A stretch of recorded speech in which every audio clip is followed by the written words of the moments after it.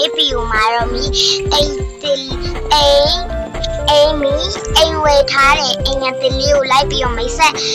ပေးချင်ပါတယ်ရှင်ဒါဆိုရင်တော့တတ်ကြပါမယ်ရှင်ဒါနီနီလေးပါပဲ9,000 ပေးရပါတယ်နှစ်ထပ်တိုက်ဝယ်တာပါသူကကားလဲပါတယ်စပိန်ဆိုရင်လည်းနှစ်စီးပါပါတယ်အဲ့အကြောင်းမလို့ပါလိုက်ပြပါမယ်ရှင်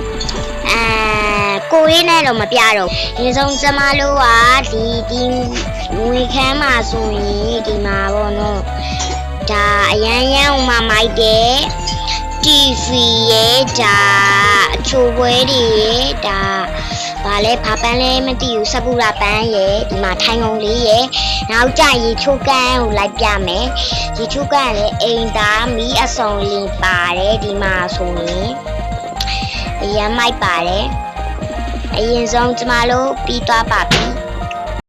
ဒါကိုတွေးလေးပါမယ်ရှင်ဒါကတော့ဘာလဲဆိုတော့ဒါသူတို့ရှောက်လောက်ထားနေမယ်သိလားဒါလောက်တာလို့ရရှောက်လောက်ထားတယ်လို့ဒီမှာဒါဆိုရင်တော့ဒါကတော့ဒါပူးကန်နေပါရဲ့ဒီမှာ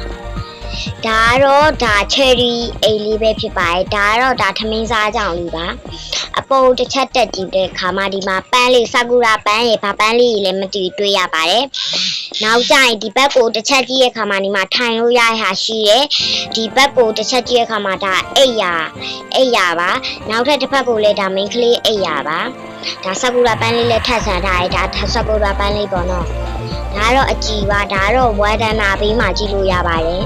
နောက်ကျရင်သူကဟိုဟာနဲ့ဆင်းနေတော့လေဝယ်စရာမလိုတော့ဘူးပေါ့နော်ဒါပါပဲရှင်ဒါလေးကတော့